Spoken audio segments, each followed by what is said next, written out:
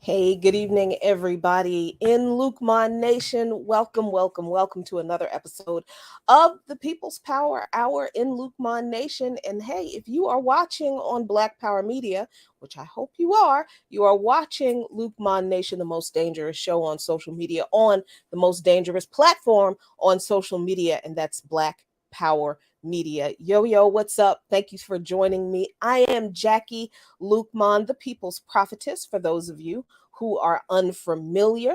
Welcome. Glad you could join us on this Friday, May 12th at 6 o'clock p.m. Ooh, it's been a week. It's going to be even more of a week next week, but let's get through today, though, shall we? Thanks so much for joining me, everybody. Let me see who's in the chat. Hey, look at that. We've got a new member, Benjamin Singleton.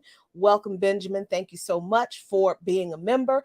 Alex Marquez, Perez, Munez, Diaz, Puras, Theroux, Fugundo. Good to see you, David Silberg, James, Alicia, Cynthia Newell, listening in Jackson, Mississippi. Thank you so much, Cynthia. Eric Berkeley, Toby, what's up? Marley Godson. Erin, hello.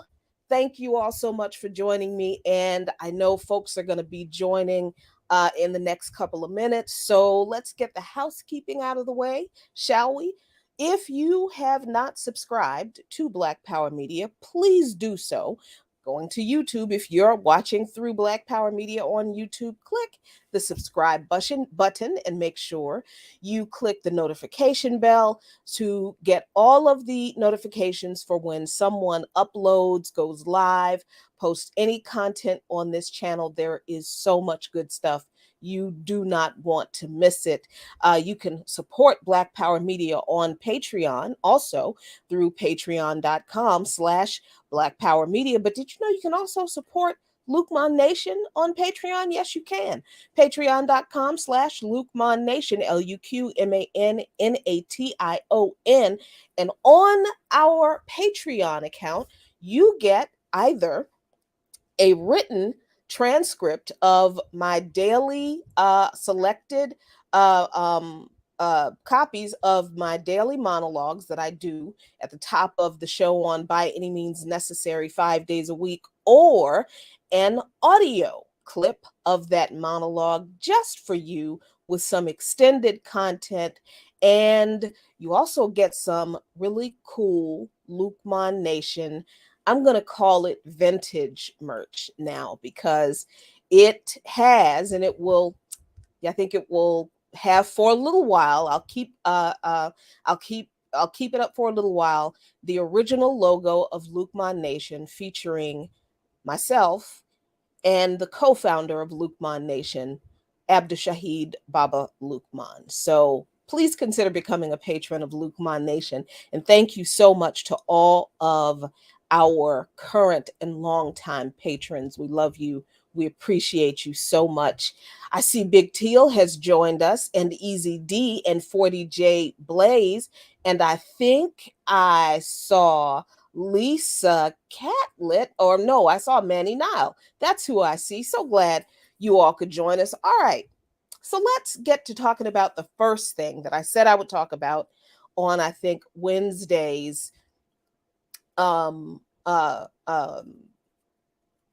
Remix Morning Show. I said I would talk about this Trump town hall thing, which, I mean, I knew it was going to be a train wreck, but whew, man, what a train wreck it was. Um, so David, before we go on, David, he says, I still want the book that will collect the by any means necessary monologues, and that is still in the works. That is for those of you who have been rocking with by any means with Lukeman Nation and by any means necessary for a few years now.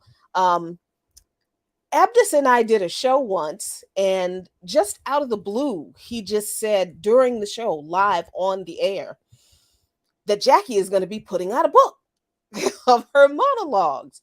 He didn't talk to me about that before. It was just one of those things that Abdus had an incredible imagination, full of ideas. Lukeman Nation was his idea. And I actually do write 2 pages of content 5 days a week. Um, that is the 7 to 8, maybe sometimes if it's a little bit longer, 9-minute monologues at the top of By Any Means Necessary on Radio Sputnik, 5 days a week. That's 2 pages of content that I write every day, and I use sources that I find when I think about something that I want to talk about that day. Sometimes it's connected to the interviews we have lined up for the show. Sometimes it's about some historical event that happened on that day that's important for us to know. And sometimes it's just about a very newsworthy item that really piques my interest. But when Abdus made that surprise announcement, it was a complete surprise to me too. Um, I had been on the show on By Any Means Necessary. I started in 2019, so I had been on the show for about a year. So I had already written a year's worth of content, 2 pages of content 5 days a week for a year. I had that much content. So he really just pointed to what I had already written and said, and I was kind of salty with him too. And I was like, why are you going to blindside me like that on air? How am I supposed to write a book? What the heck? And he said, babe, you've written 2 books, actually. You've already written 2 books. Count how many pages of content you have already written in the year that you've been on By Any Means Necessary. 2 pages of content 5 days a week. You've written a book.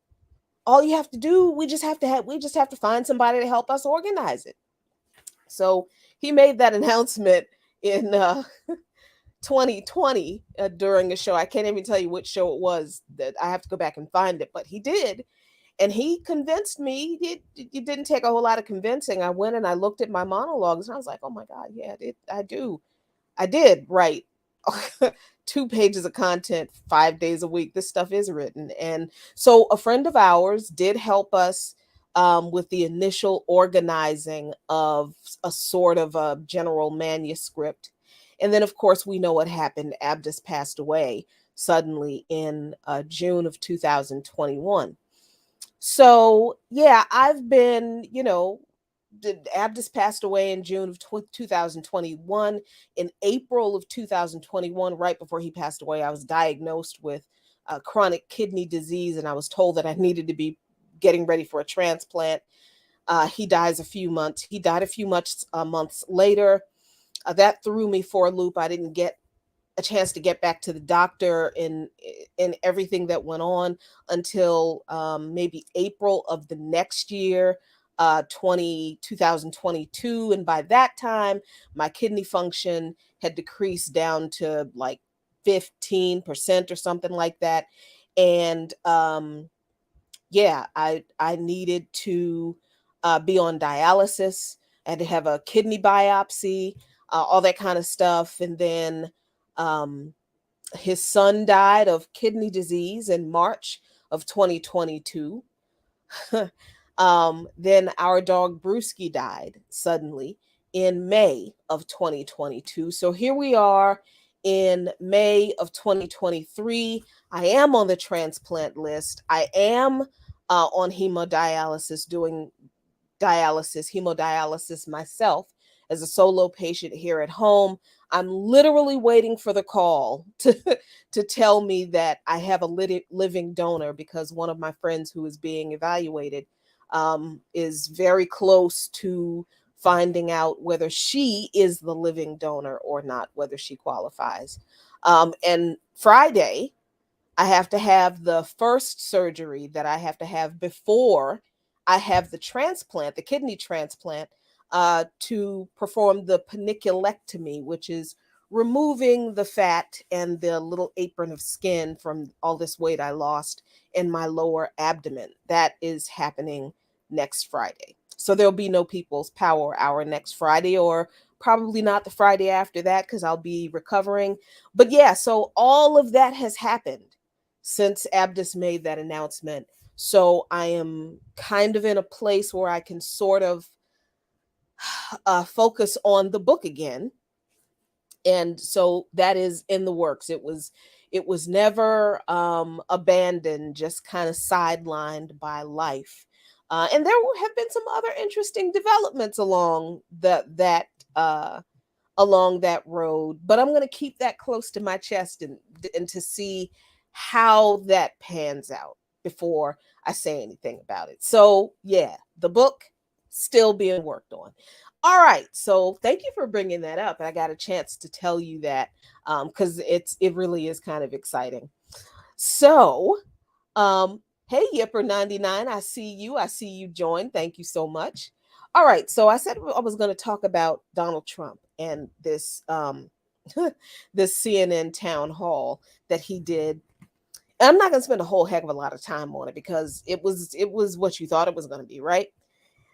But I think that people were really kind of freaked out about CNN even hosting Donald Trump on in his town hall, particularly since it was like literally the day after, or that evening of, after the verdict in the E. Jean Carroll sexual assault civil case was delivered, that found Trump liable for sexually assaulting E. Jean Carroll, and the jury in New York awarded her $5 million. They found Trump liable of sexually assaulting Carroll, but they could not find him liable of raping her, because they did not believe there was enough evidence to prove rape, but they believed that there was enough evidence to prove that he did sexually assault her in some kind of way.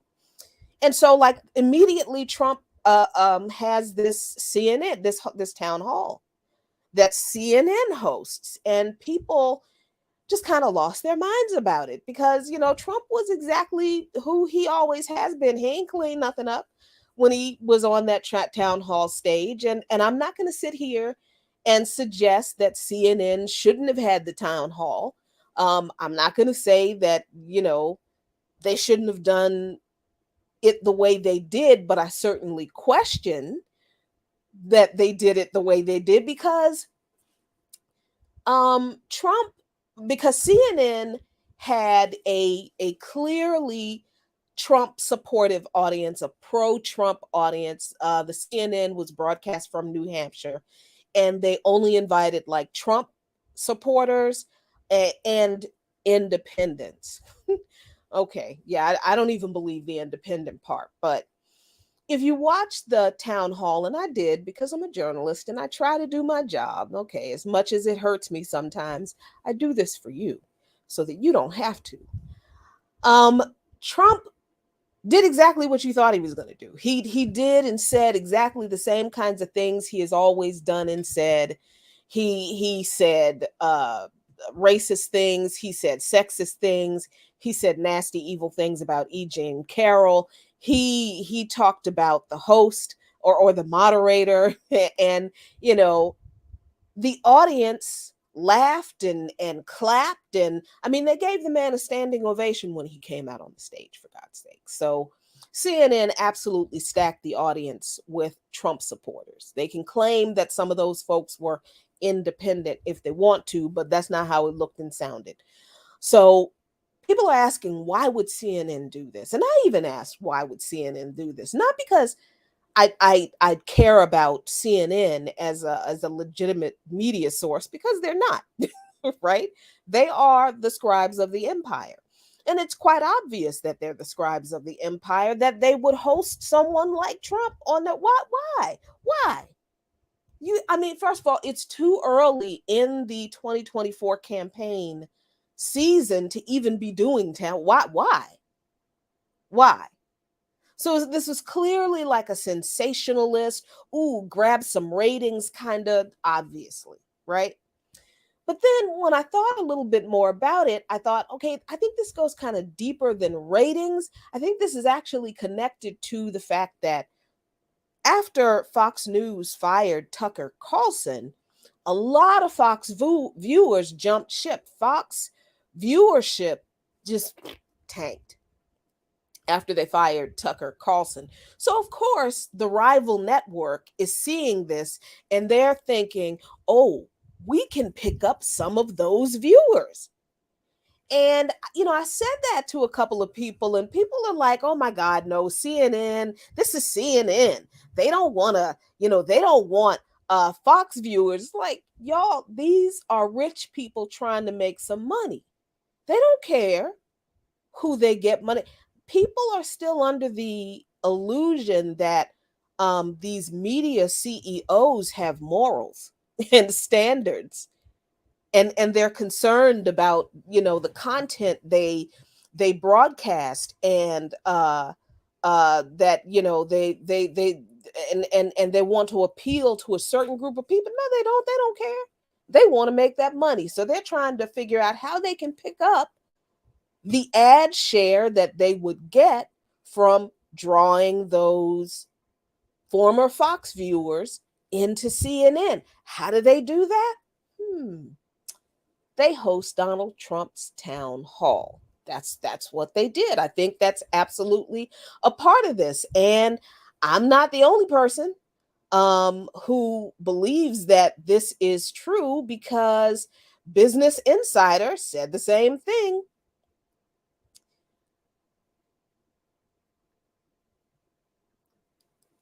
Right here, they said that CNN hoped a Trump town hall would give it credibility with the GOP. Instead, it got dunked on, and they did. It was a mess.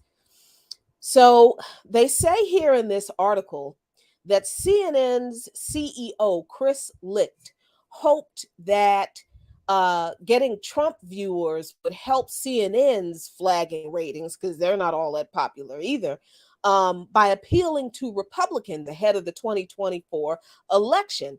And CNN and Trump, of course, were looking for a symbiotic relationship.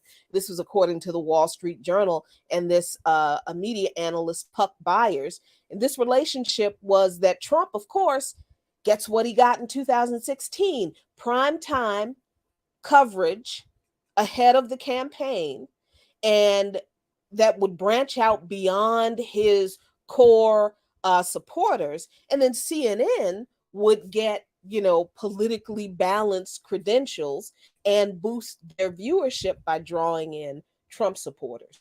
And certainly, Business Insider says CNN seemed eager for conservative buy in during the Wednesday town hall, filling the room with a mixture of New Hampshire Republicans and, excuse me, effectively independent voters. Yeah, I told you, I don't believe they were independent at all.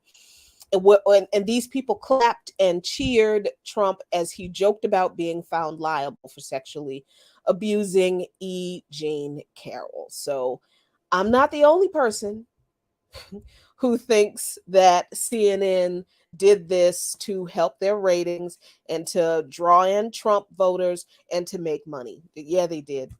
But I also think this has a lot to do with, and the moderator of the town hall is also interesting, because she is a former Trump White House correspondent. Um, and her name is Caitlin Collins, and she was the moderator at this town hall. And he didn't respect her just because she, covered his White House. He called her a nasty woman at one point, to which the audience applauded or laughed or whatever, cut her off, ran, ignored her when she tried to tell him the election was not stolen from you, Mr. President. Yeah, all that kind of stuff. And I feel like Chris Licht, the CEO of CNN, set her up for that, because how do you not know Trump is just going to be Trump? This and rumors are that they're kind of, this was kind of the coming out for this person, Caitlin Collins, as the new potential anchor for the 9 o'clock spot on CNN. But if it was, it looked more like a hazing to me. But I mean, that's neither here nor there. Who knows? And honestly, who cares? Because I don't care about that. What I think was interesting is that I really think CNN actually did this in order to show voters what they're going to get if they don't vote for Joe Biden in 2024. And I know this sounds very much like the Pied Piper strategy 2.0, but I think that's what it is. Now, I have no evidence of this. I don't have an email. WikiLeaks hasn't published anything to this effect yet. Um, I don't know that the Democratic Party had anything to do with this. I wouldn't be surprised if they didn't encourage this, because that's what they did in 2016 by having corporate media, CNN, MSNBC, and NPR, friendly liberal centrist media outlets, highlight the three worst GOP contenders to Hillary Clinton, to basically show people what they were going to get if they didn't vote for Hillary Clinton. And it's hard for me not to see CNN using this town hall of Donald Trump in sort of the same way. Absolutely knowing that this man has not changed, ain't gonna change, isn't gonna change from the crass, crude embodiment of American exceptionalism that he has always been. That man is middle America, locker room, jock talk to the core. And that's why middle America loves him, because he is a reflection of exactly who they are and what they believe in and how they believe America should carry itself. So all of the refinement and the decorum of the professional politicians that do the same things that Trump did.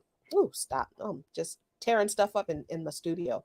That do the same things that Trump did, but with this air of civility. Well, Trump is like, yeah, I'm not going to be civil about any of this shit. I'm just going to do it and tell crass, racist, sexist jokes in the meantime. And my fans are going to love it. And I can shoot someone in the middle of Fifth Avenue and not lose a supporter. Okay. How many times have we told you that he has proven himself and that statement right over and over again? So I really do think that CNN airing this town hall was a whole lot of that too. Pied Piper strategy 2.0, basically showing American voters, if you don't vote for Biden, and I know how unpopular he is, folks, because that's the crux of this thing. That's the key. Joe Biden, nobody likes Joe Biden. Nobody really wants that man to run for president again. Not even the Democrats. They just really don't. But here comes CNN with this town hall with this terrible person, Donald Trump, showing people what the next president of the United States could be if they don't vote for Joe Biden. Come on. How is that not? How is that not a part of the calculus in CNN airing this town hall? Because look, y'all, when we think about polls, if we put any stock in them, and maybe they have a utility, maybe they don't. I look at them with a grain of salt, but the polls are suggesting that Biden is not, there's no excitement behind him running again. There's a recent poll that was done right before the town hall that showed that 54% of Americans overall disapprove of Joe Biden, with 62% of white voters overall not liking that mug, 42% of non white voters, 42% of non white voters disapprove of him, 57% of 18 to 39-year-olds disapprove of him, and 53% of 40 and older, 40-year-old and older don't like him. People don't like Joe Biden. Ain't nobody excited about that man running for president again. Nobody wants 4 more years of Joe Biden. No, people, they don't like the first 4 years that we got. We still ain't got the rest of our, where our $600 at. And now he's about to end the student loan repayment suspension. Yeah, this was after how many hundreds of thousands, millions of people were kicked off of Medicaid. This is after the child tax credit expired. This is after the additional funds for SNAP benefits and TANF benefits were allowed to expire. And now people are going hungry. Come on. Nobody wants to vote for Joe Biden. And not only does the Democratic and not only does nobody want to vote for Joe Biden, nobody really wants to vote for Kamala Harris. Oh my God. And the Democratic Party and the Biden administration are in a very interesting conundrum, because they can't just get rid of her as a running mate, because they fear that that would piss off black voters. I know that's messed up, as if, look, we still have our class issues. We got a real serious class problem among our people, like most people do. And there are too many people who stand themselves some Kamala just because she's black woman and black girl magic and all that kind of stuff. It doesn't matter that she's dumb as a box of rocks. She's a whole cop. And I'm sorry, have y'all seen the latest public comment she made? You can't tell me that woman is not on something. You cannot tell me she's not on some very bad drugs. But they can't get rid of Kamala Harris as a running mate, because that would piss off the black women voters. But she is such a liability. She is such an albatross. She's so terrible that they can't tout anything she's done as a positive for her being on Biden's ticket as a running mate. So, the Democrats are in a mess. They are in a pickle. They know that nobody wants to vote for Joe Biden. They're not excited about Joe Biden 2024. And the Democrats have no one else. They literally have no one else that they are going to run other than Biden. So here comes CNN, here comes Donald Trump with this great idea of a town hall, and CNN is like, we can make some money. We might be able to pick up some viewers. And you know what? I think we can convince people that voting for Joe Biden isn't as bad as it could get. And if that wasn't enough, I'm sorry. I could be completely wrong, but I'm convinced that that's a lot of it. This is from the New York Times, and this is from a live tweet stream from the town hall that night. Jonathan Swan, a contributor to the New York Times, during the town hall tweeted this: advisors to Trump are thrilled at how this is going so far for him. They can't believe he is getting an hour on CNN with an audience that cheers his every line and laughs at his every joke. Y'all? Yeah, I absolutely believe that CNN airing this town hall and stacking the audience with Trump supporters to create the imagery, the atmosphere, and the imagery that it did.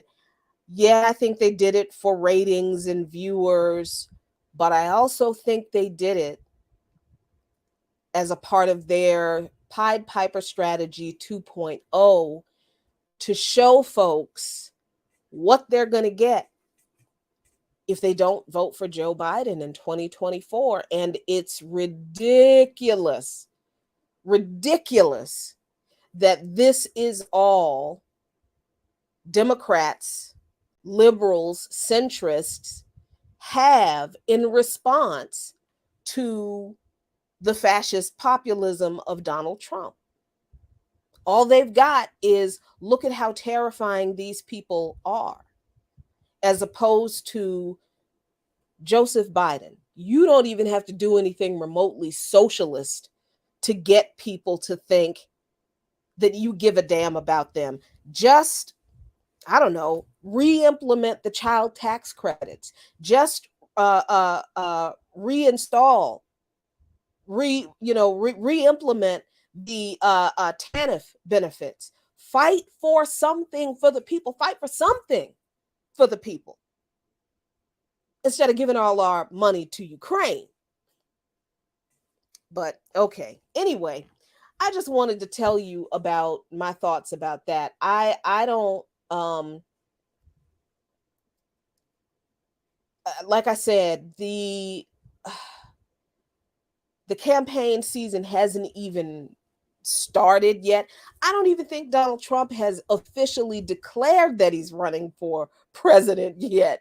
And here CNN is hosting a town hall and, trying to pass off that it's not about scaring people into voting for a deeply unpopular Democratic incumbent president who honestly could not win re-election against Donald Trump without a fear tactic campaign like this, because he sure as hell ain't gonna win on his policies alone. So, all right, that's what I have to say about that. I told you didn't want to spend a whole lot of time on it. Just very interesting that they're rolling out this Pied Piper 2.0 strategy so early in the game. They know that Biden is a loser, and woo, this is going to be hang on, buckle up. It's going to be a bumpy ride. All right, so today, Jordan Neely's murderer turned himself in New York City, and I call Daniel Perry Jordan Neely's murderer because he did take Jordan Neely's life. Had Daniel Perry not decided to restrain Jordan Neely on that subway train in New York City, put him in a chokehold, and keep him in a chokehold for longer than he needed to, Jordan Neely would still be alive. And maybe we'd be having another conversation about, I don't know, maybe we'd be having another conversation. But the conversation I'm not going to have, what is not up for debate, discussion, or argument with me, is that Daniel Perry killed Jordan Neely. He murdered him. Under the law, you can call it whatever you want. You can call it manslaughter. You can call it first degree, second degree. I think that's up for a jury to decide. But the fact that Daniel Perry is characterized as a hero and Jordan Neely is being criminalized in the media and by just people, I think really needs to be addressed because, even from Daniel Perry's attorney's statement, and I know that apparently Daniel Perry is the son of a retired NYPD cop, so if that is true, and I think it is, that just whole nother wrinkle to this. But Daniel Penny's attorneys said that he turned himself in voluntarily and with the sort of dignity and integrity that is characteristic of his dignity of service to this grateful nation. Because see, Daniel Penny is a veteran of the U.S. Marine Corps. And, as an anti-imperialist, the characterization of his service in the military for the United States, this imperialist warmongering government, that's questionable as hell. I don't think there was any dignity in his military service. What I do know for sure is that Jordan Neely was denied any dignity that day on that New York City subway train when his life was taken, ended by Daniel Penny. Neely wasn't experiencing any dignity when he boarded that train and shouted that he was hungry and thirsty, and he was tired of being hungry and thirsty, and he didn't care if he went to jail. He was ready to die because he was sick and tired of being hungry and thirsty. He threw his jacket onto the floor of the train in frustration at being hungry and thirsty and being tired of it. Some media outlets characterized Neely's actions as aggressively threatening the passengers on the train through those actions. And that's why they say Daniel Penny put his life at risk, risked his life to protect himself and other passengers and put Neely in a headlock or a chokehold or whatever you want to call it. Were some people shaken by Neely's outburst? I'm sure they were. I've certainly been out, and people who have clear mental issues have acted out, and I've been a bit jarred by maybe their sudden outbursts. But you know what I never did? I never felt the need to go and intervene out of fear for my life and put somebody in a chokehold and kill them. And did Jordan Neely say during his outburst, unless y'all give me some money or give me some food to eat and something to drink on this train right now, I'm going to beat y'all asses, I'm going to harm you? Did he say that? No, he didn't. And I don't know, y'all. I mean, how would you feel? How would you feel if you were not in control of your mental faculties? You couldn't take care of yourself. No one would help you simply get a meal and something to drink. How would you feel? I can tell you, I don't know what that feels like because I've never experienced that. And I hope to God that you have never experienced that. Because that sounds to me, it sounds like hell on earth. And it's not something I would want to endure. It's not something I would want you to endure. Because guess what? Mr. Neely didn't want to endure it either. He said so. But if the people on the train were so freaked out by Neely's behavior, they could have just did what they had been doing to people like Jordan Neely. Ignore him until he got off the train. Or they could have gotten off that particular train car, went to another train car where Jordan Neely was not. Or I don't know, maybe they could have just helped him. Instead, Daniel Perry and some other unidentified dude assaulted Jordan Neely. That's what they did.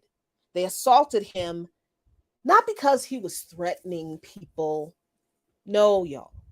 They assaulted Jordan Neely because he was inconveniencing people on the train with his rantings about his hunger and his thirst and his frustrations. And they didn't want to hear anything about that shit. They were inconvenienced about this man's suffering. They didn't give a fuck and they didn't want to hear about it. That's why they assaulted. That's why they assaulted Jordan Neely. And maybe had Daniel Penny and the unidentified man who helped him restrain Neely as he struggled against his attackers, maybe if they had let Neely go as soon as he went limp, I wouldn't be sitting here saying that they murdered that man, but they didn't. And as a matter of fact, they continued to restrain Neely after he went limp. Some sources actually say that they detained him for as long as 15 minutes. This is a source called Patch in New York City, out of New York City. And this was from May 12th, earlier today. And they say that Daniel Penny had Jordan Neely in a 15-minute chokehold. I'm going to drop this in the chat for you.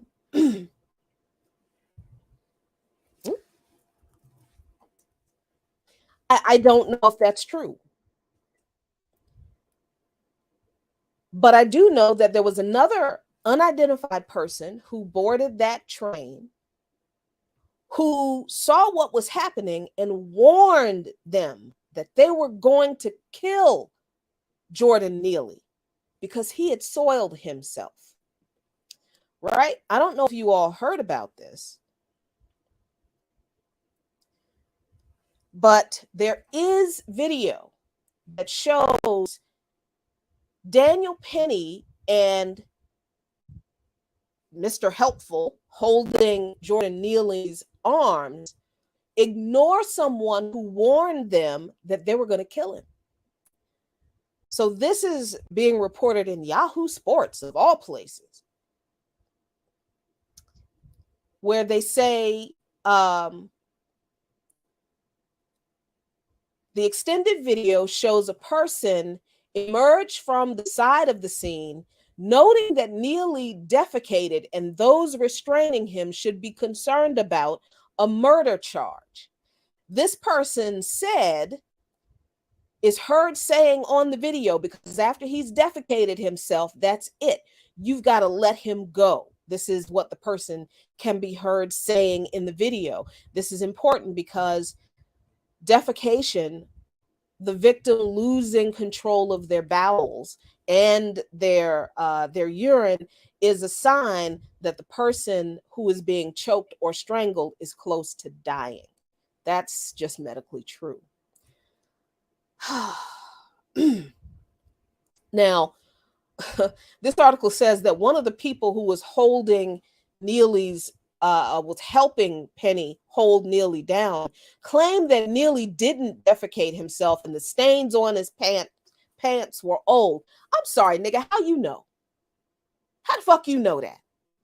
And why are you, in response to someone saying, yo, y'all gonna kill that man, I think he defecated himself, why is your response, he ain't do that, those stains are old? Why is your response to defend you continuing to restrain him and not, oh my God, let him go because we don't want to kill him?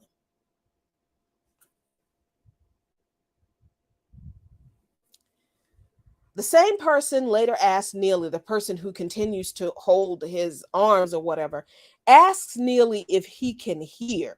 And then, of course, Neely is unconscious. He doesn't respond. Then the person pinning Neely's arms asks Penny to release him. And then Penny releases Jordan Neely. Not when the person who comes in and says, yo, y'all gonna kill that man, I think he soiled himself.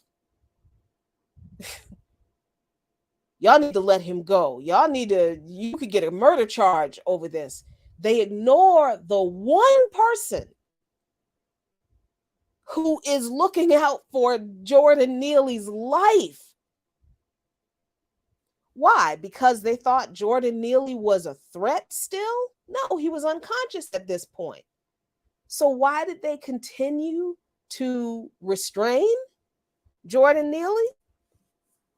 Because they didn't care about that man's life. Because if all you want to do is restrain someone to keep them from hurting you and other people, when you're warned that you might kill them, wouldn't you immediately let them go to make sure that you don't, because you don't want to go to jail, go to prison on a murder charge? Because you don't want to take somebody's life? And I'm not even saying that Daniel Penny intentionally murdered Jordan Neely. Like, I'm not even saying he had the idea in his mind, I'm gonna kill that nigga. I can't go so far as to say that. What I am saying is that when he was warned that that could be a possibility, that it could be a possibility that he could kill Jordan Neely, even accidentally, if he did not let him go, Daniel Penny did not care enough about Jordan Neely as a human being to respect and preserve his life. That's what I'm saying. And I'm saying that for Daniel Penny, ending Jordan Neely's life was not something that he cared to avoid happening, because Neely was a fucking nuisance after all. He got on that train inconveniencing all those people, ranting and raving, screaming and yelling about him being hungry and thirsty, and he's sick and tired. And didn't he say he wanted to die? Well,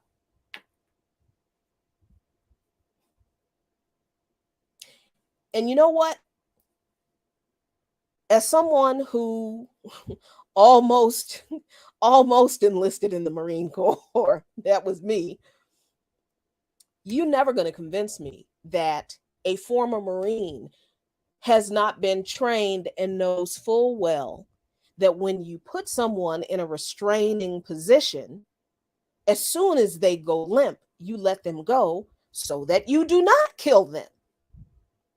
Daniel Penny, as a former Marine, knew very well that he was squeezing the life out of Jordan Neely. There is nothing in the world that will convince me that that is not true. And yet here we are again, glossing over the public execution of another Black man who was mentally unstable, homeless, hungry.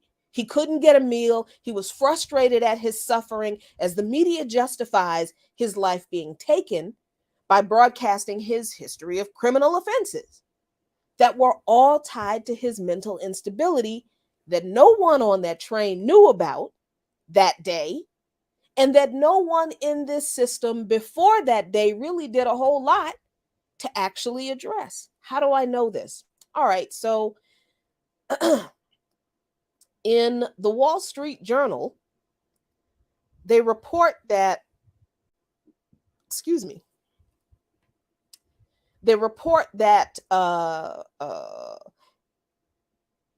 let's see, where is it? Here's this. They report that Jordan Neely had a long record of mental illness, and he pleaded guilty in February this year, I think, to assaulting a 67-year-old woman in 2021. So I think I was a little bit confused about that a little earlier. So the assault apparently happened in 2021.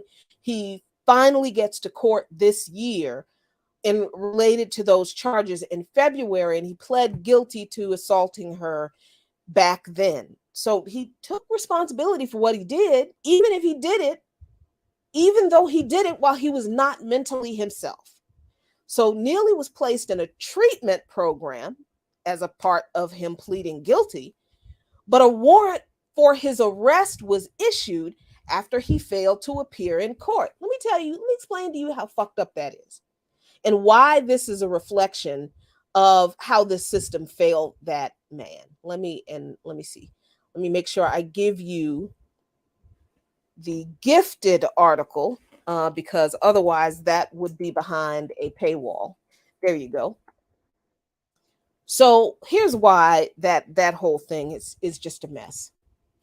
The court would have sent, if I'm understanding this correctly, the court would have sent Neely to a treatment program probably as a condition of his guilty plea, because like a lot of homeless people who have mental illnesses, he was probably self-medicating because, look, alcohol and street drugs are cheaper and easier to get than antipsychotic medications. And ain't nobody on the street copping Wellbutrin and antipsychotic drugs, but you can find crack and some cheap booze. And if you've got voices telling you to do things in your head and you're trying to calm your out of control mind down, you will get anything that you can to do that if you can't get the medication that you need.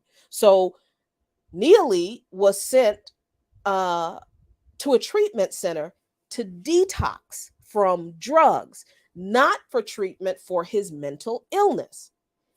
And because a lot of state funded treatment programs, because those are the only programs the state would have sent Neely to, they are not going to send poor people to a private, for profit, ritzy, full service drug treatment center. That ain't how that works.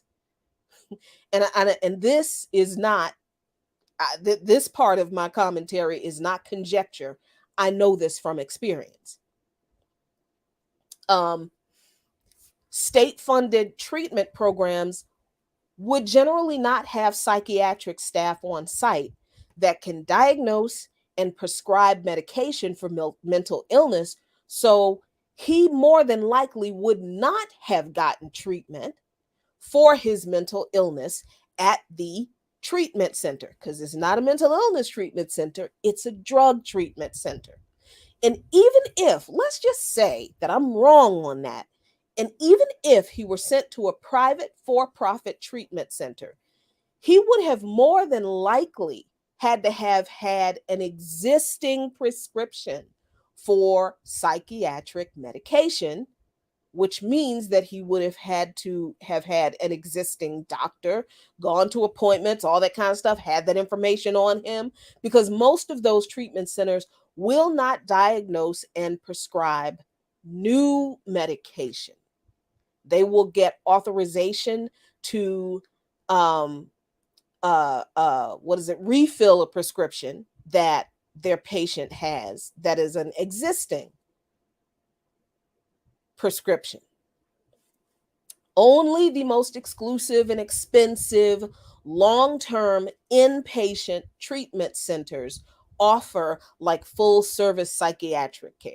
I guarantee you that ain't where Jordan Neely was sent. But while he was in a treatment center or treatment program, Neely was issued an arrest warrant for failure to appear in court, which he couldn't do because he was in a treatment program that the court sent him to. Explain it, make it make sense. It don't.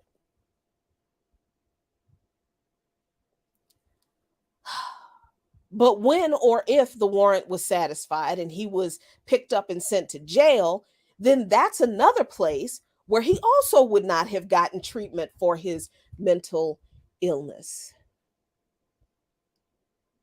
So this system, in, yes, correctly ensuring that he was held accountable for his actions in 2021, criminally, completely failed him in providing any assistance for the underlying issue, his mental illness. And I don't know anything about his family. I really don't know much about them. I don't blame them for not saying a whole lot because, people are evil and nasty and heartless and cruel. I mean, look, people are celebrating Daniel Penny taking their loved one's life. I wouldn't want I would not want to get the scrutiny from a public that celebrates that monster. I know they have issued a statement saying that Daniel Penny had no regard for Jordan Neely's life, and he did not. But I guarantee you that those people could not have provided for the kind of care that Jordan Neely needed, the kind of mental health care that he needed. And I'm gonna use kind of my own experience or understanding once again. I live in Washington, D.C., and we have the state run mental health facility, St. Elizabeth's Hospital. It still does provide some mental health services, although it is not as comprehensive as it was before. And I don't know that I cannot tell you if they do involuntary um, uh, uh, treatment, like, where somebody gets sent there against their will, ordered there by the court. I'm not sure. I cannot tell you if that happens anymore. I really didn't look into that. And I'm not sitting here advocating for involuntary institutionalization. That's not what I'm advocating for. I'm advocating for a system that provides people who need mental health services with quality mental health care when they want it. When people need help, they can go to a place that can give it to them, even if they are not able to afford it.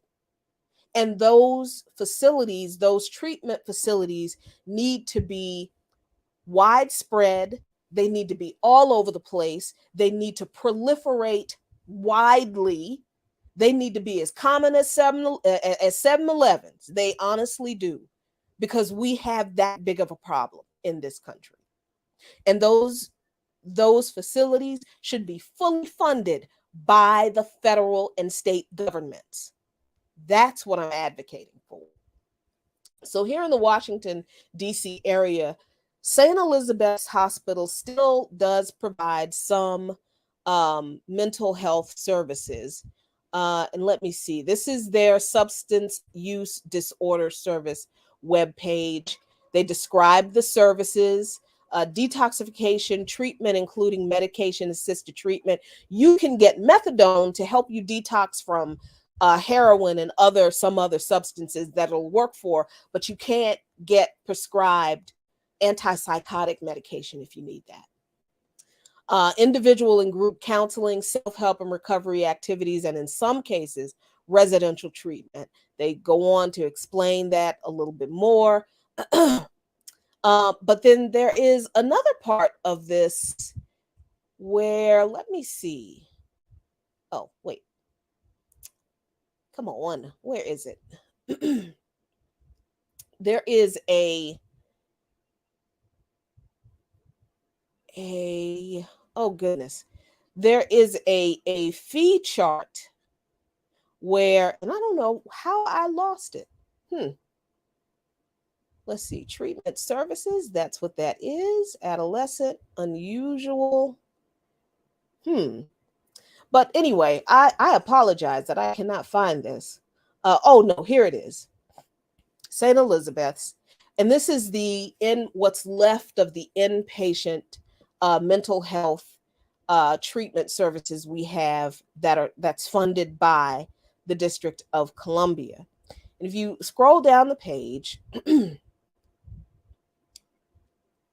they tell you how much they charge per day for inpatient mental health treatment. All inclusive per diem charge, all costs, $1,236 a day. All inclusive per diem charge, excluding ancillary costs permissible under inpatient Part B. Oh, well, that's only $1,158. Those ancillary services are $78. I don't know what the ancillary services are, but at this point, does it matter? If you have someone in your family who is having a mental health crisis,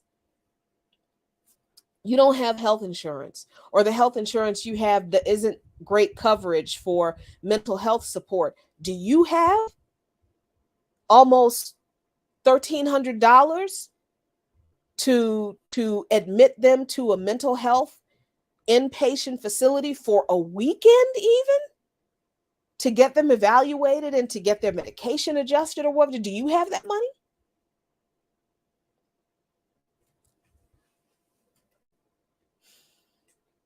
So this is the reality of mental health services in this country. And when we look at people who are homeless, we are talking about a lot of people with what is called dual diagnoses, substance abuse disorder, and a mental health disorder, neither one of which are adequately diagnosed or treated. And it's not because these people are trifling and they want to be out there. Look, people, I cannot imagine what it feels like to be homeless. the despair of not being able to provide a roof over your head, especially if you're working. But even if you're not, the despair of having to sleep on the street in a tent, if you have that, under an overpass.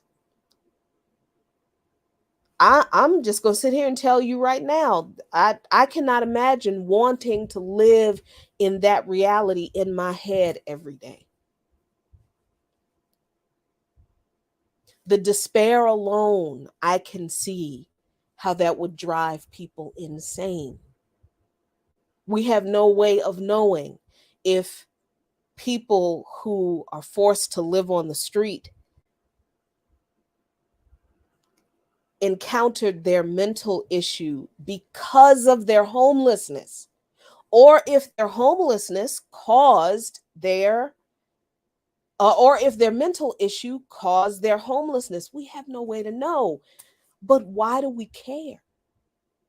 Why can't we just care about people enough that we want people not to suffer the indignity of having to live on the street in the richest fucking country this planet has ever seen? Why can't we just care enough about human beings that we are not going to be so outraged and inconvenienced and beside ourselves with disgust when someone who can't feed themselves gets on a train while we're on our way to or from work and breaks our concentration listening to our music or our scriptures or whatever it is, our audiobooks, and says that they are sick and tired of being hungry and thirsty? Why can't we just be decent and care about human beings enough to look at them as human beings and say, can I help you get something to eat? Instead of cheering on yet another white vigilante with a fucking savior complex, believing that he is going to save the hardworking masses from the scary black man, from another scary black man. Why are we cheering on that motherfucker for taking the life of someone that nobody else on that train thought deserved to live either? That's just the truth. That's the inconvenient truth about every other motherfucker on that train who did not stand up for Jordan Neely's life. None of them thought he was worth saving. Not one of those people on that train who did not stop Daniel Penny from killing Jordan Neely, none of them thought Jordan Neely deserved to live. And truth be told, most people would really just rather somebody came along, scooped up all the homeless people, all the crazy, drunken, cracked out, methed out homeless people, clogging up, filthying up their streets, collected them, and they don't really care what they do with them or where they go. They would just rather not see them. That's how people would really like for the homeless problem in this country to be dealt with. Truth be told, they'll never say that because, oh, that sounds so terrible. But that's what they think. Because if that weren't true,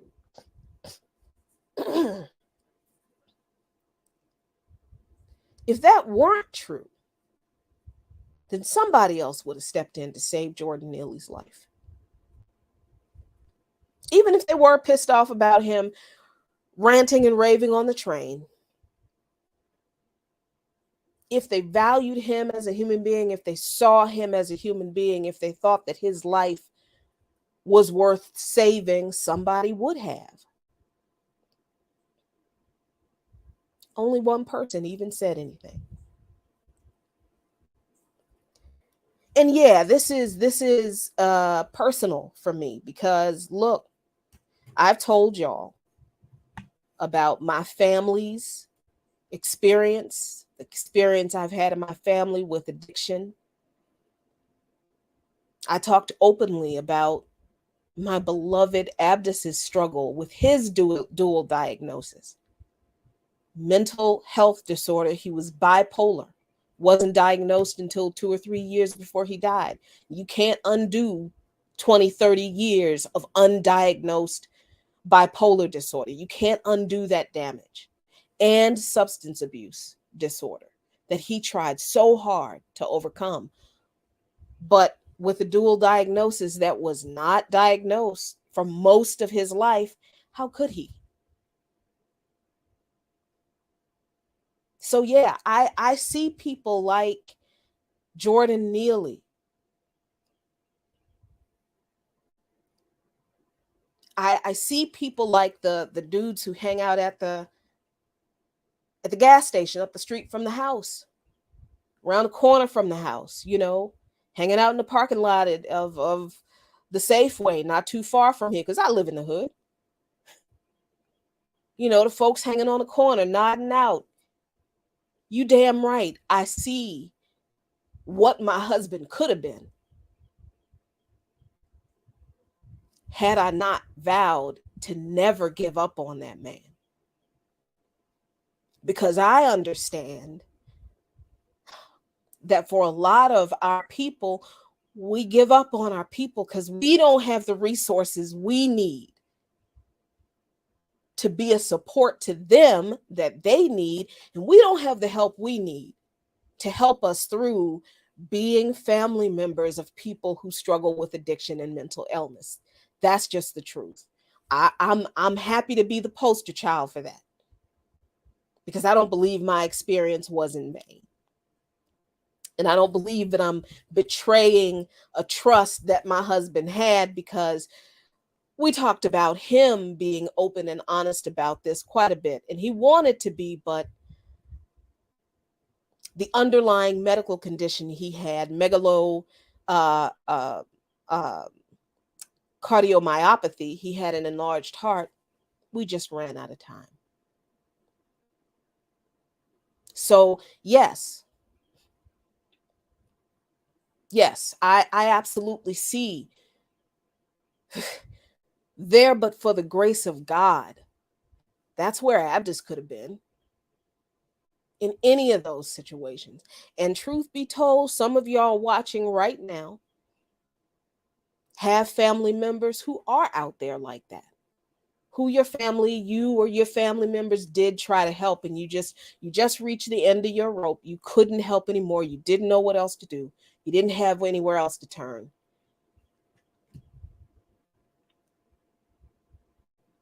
And you help them. You see your loved one, your family member, your friends out there. You help when you can, but you don't know what else to do. And I understand that. That's real. That's real. But the fact of the matter is, our people suffer like this. All of us. Our people who suffer with addictions that they can't overcome, that were facilitated by the system. Our people who suffer with mental health disorders that they don't have enough money to get adequate treatment for because we live in this capitalist system and we don't have the support that we need to deal with any of it because we're Black and we're poor and we're oppressed, because it's the system. Jordan Neely was an inconvenience to people because he represented all of those people that this system throws away in all of those ways, and that those people are happy to support this system throwing away by doing nothing about the ways that this system actively creates these situations for our people to be pushed into in this capitalist system. That's the truth. And I honestly don't care how much he was out there, impersonating Michael Jackson to earn money. And what did he do with it? And when he panhandles, what does he do with it? I don't give a fuck. I don't give a fuck.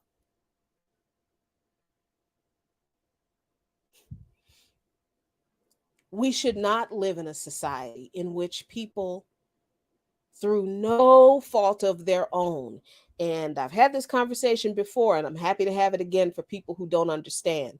For our people, for Africans and Latinx descended people, for indigenous people, the crack epidemic, oh, that was not just folks choosing to do drugs. No, that was a whole government operation where they sacrificed our communities for their imperialist agenda. I'll be happy to talk about that again. I think we should. Crack addicts in our communities are the victims of US imperialism. That is absolutely true. They are the victims. The crack epidemic in our country is a result, a calculated byproduct of the US imperialist aggression toward the Sandinista government in Nicaragua. Absolutely true. This government sacrificed our people so that they could destroy a leftist revolution of the people in Nicaragua. And then they turn around and tell you and me, when we demand drug treatment and social services to help our people, what do they tell us? Just say no.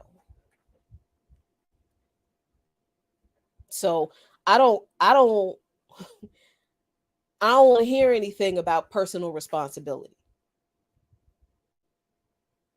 That's not what any of this is about. Jordan Neely died because he was a black man who was another victim of this system that chews black men up and spits them out, does not give a damn about their lives. He was an inconvenient reminder for those people on that train of the kind of people that this society throws away, and they really just wish that somebody would throw Jordan Neely and all of the Jordan Neelys away so they don't have to see them anymore already.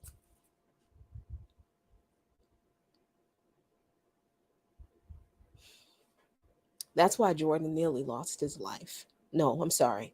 That's why Jordan Neely's life was taken that day. So, in order for this to stop, we have to give a damn about people. And we have to demand that social services, that this country's government fund a real social safety net. We have to stop being afraid of using words like socialism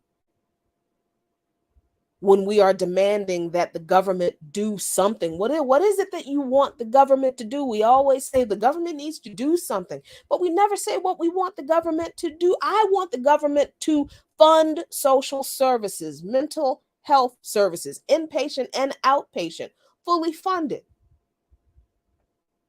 I want the government to provide those extended SNAP benefits all the time in perpetuity. I want the government to fund public health care. Yes, that's what I want. The government, we should have single payer health care. The government, we should have government funded health care, period. For everything, mental health, physical health, dental, visual, hearing, all of it. Prenatal and preventative care, all of it. We should have subsidized housing for the government. Venezuela just completed $3.5 million. Their original goal was a unit. Their original goal, I think, was 2.5 million housing units. Now I think they've surpassed that and have built either 3 or 4.5 million housing units for working and poor people in Venezuela. There's no homeless problem in Venezuela. Why can't we have that? We can. But we have to get rid of this capitalist system first. We have to stop believing that if we just hustle enough, we can get a piece of this pie too. No, the way we get a piece of this pie is if we seize power and then we divvy up the pie in the way that the people need. We need to seize power from these fascists, from these capitalists, and implement a socialist system through, yes, a socialist revolution. That's the only way that we're going to save our people's lives. That's the only way we're going to save our lives. But in the meantime, we need to stop being afraid of talking about this system for the fascist in the fascist for the fascist death trap that it is. This system killed Jordan Neely. In a way, the system killed my ex-husband. My not ex-husband, I'm sorry. In a way, this system killed my husband. In a way, this system is responsible for all of our people out here suffering. Call it that. Put that on this system. Stop it with this bullshit about, well, if we would do better, if we would pull our pants up, if we would just value education, if we have fathers in the home. Nah, how about if this government didn't decide to sell drugs and dump crack in our neighborhoods so they could make money to give to the Contras to crush the Sandinista revolution in Nicaragua? How about that? How about the government take responsibility for that?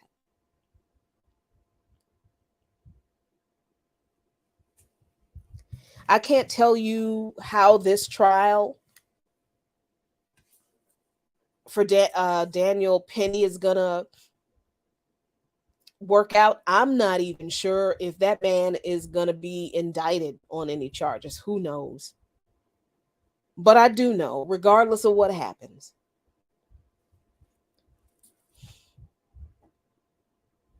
Daniel Penny wasn't the only one who took Jordan Neely's life. This capitalist, white supremacist, patriarchal, settler colonial, anti-Black system did too. And everybody else on that train who did nothing to save Jordan Neely's life, everybody else on that train is complicit. So that's what I had to say for tonight, y'all.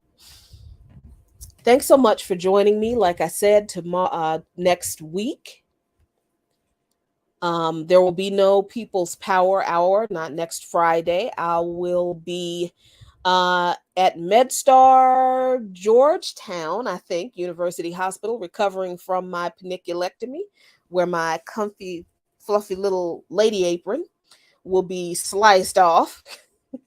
And they have to do that to free up the area for the expected kidney transplant, because the transplant will actually, the location of the transplant will be my lower abdomen. Go figure. Medical science is an amazing thing. So probably for the next 2 weeks, there won't be a People's Power Hour because I'll be recovering. And then I'll be back probably for a few weeks. And then hopefully, I will hear if I have a living donor for the kidney transplant. And then if I do have a living donor, I will be immediately scheduling the kidney transplant. And then I'll be MIA for a while again as I'm recovering from that, because that's a much bigger deal than the paniculectomy. And that's a pretty big deal. So thank you all for joining me tonight. I will be on the Remix Morning Show next week, so I will see you then. As always, family and friends, be good to each other and be good to yourselves. As I always say, a luta continua. The struggle continues. But I promise you, y'all, if we keep fighting and if we keep loving each other and ourselves, Victoria Acerta, victory in spite of how everything looks sometimes. Victory is certain. Peace.